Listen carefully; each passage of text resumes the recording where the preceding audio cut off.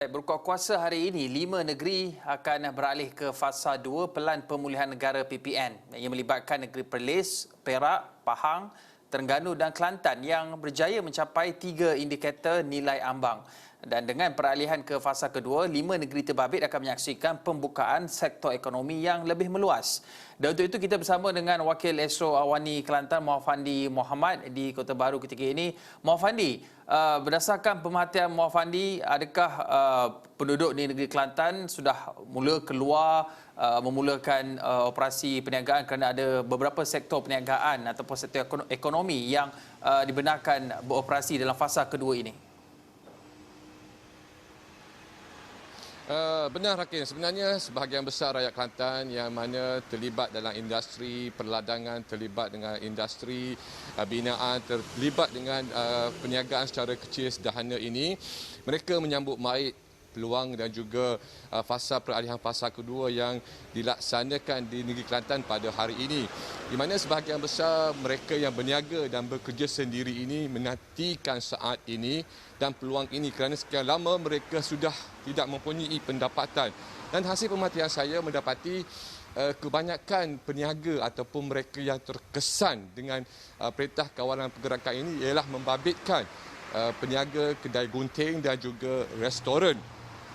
Dan ada di kalangan peniaga kedai gunting ini terpaksa meninggalkan premis mereka, terpaksa untuk tidak menyewa premis mereka dan terpaksa beralih dengan secara melaksanakan gunting rambut secara mobile ataupun gunting rambut di kediaman mereka. Ini kerana mereka tidak lagi mampu untuk membayar sewa dan juga menyewa bangunan yang sebelum ini mereka gunakan sebagai tempat untuk menggunting rambut.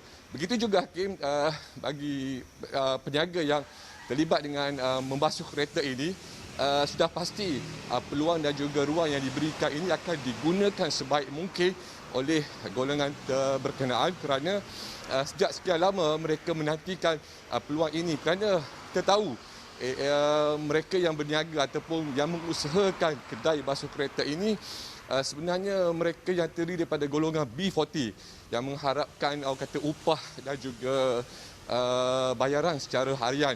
Dan apabila dibukakan sektor basuh kereta di Kelantan ini, kita lihat ramai anak-anak muda dan juga golongan remaja yang terlibat dalam industri basuh kereta di Kelantan ini, Hakim.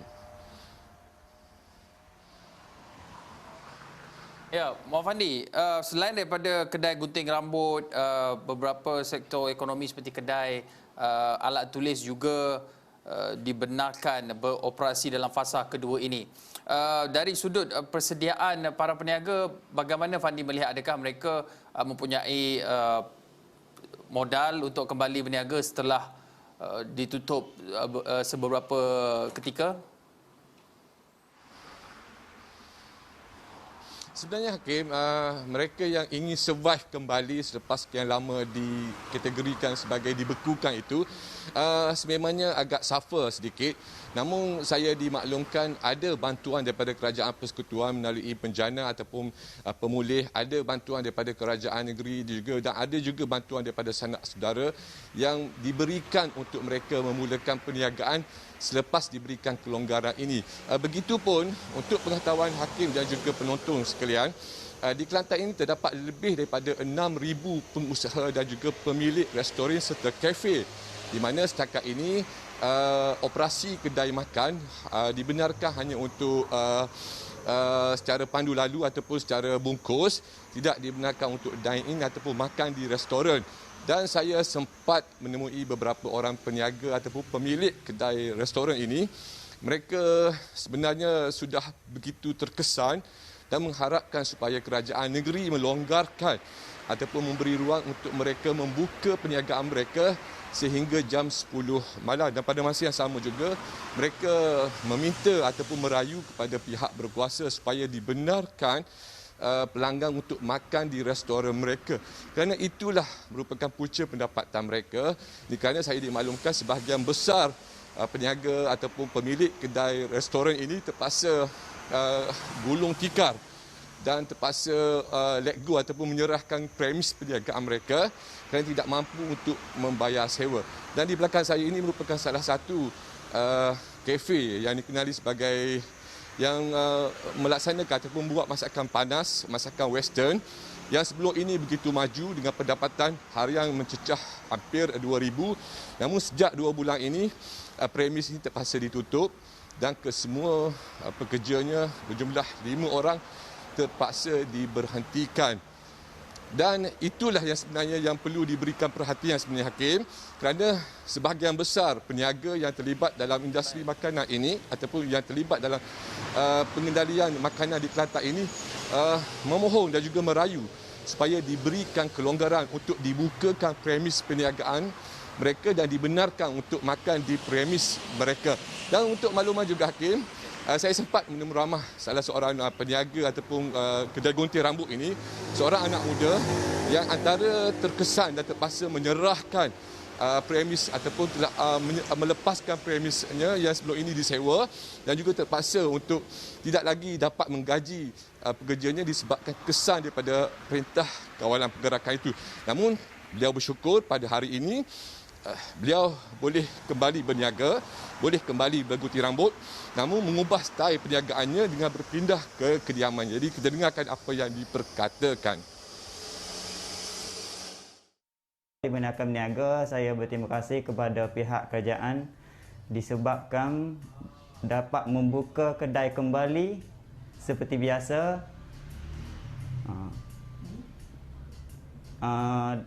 Persiapan saya sebelum ni sedang menunggu kembali kedai gunting rambut. Saya harap COVID-19 ini semakin pulih dan saya pun boleh berniaga seperti biasa. Hakim, itu luahan dan kata pandangan yang diberikan oleh seorang anak muda yang terlibat dengan aktiviti menggunting rambut, diberikan peluang untuk beroperasi pada hari ini, mengambil peluang yang diberikan itu namun terpaksa mengubah perniagaannya daripada premis perniagaan di kedai berubah ke rumah kediaman bagi melangsung ataupun bagi untuk survival dia perniagaan dia terpaksa melepaskan perniagaannya. Dan itulah yang dialami oleh sebahagian besar anak muda yang terlibat dengan industri gunting rambut ini. Walaupun diberikan nafas pada hari ini, namun mereka turut mengharapkan sokongan dan juga bantuan daripada pihak berkaitan bagi melangsungkan perniagaan mereka. Dan sudah pasti sebahagian besar rakyat Kelantan ini menyambut baik peralihan fasa kedua ini kerana memberi kelonggaran bukan sahaja mereka yang terlibat dalam sektor perniagaan, sebaliknya mereka yang terlibat dalam sektor perladangan. Itu yang dapat saya kongsikan Hakim. Kembali bersama Hakim di Kuala Lumpur. Baik, terima kasih Muhammad Muhammad atas perkongsian itu tadi. Pastinya pembukaan lebih banyak sektor dalam fasa 2 ini bukan bermakna para peniaga boleh terus berlari menjalankan perniagaan mereka, tapi kita terpaksa bertatih kembali untuk kembali memulakan perniagaan.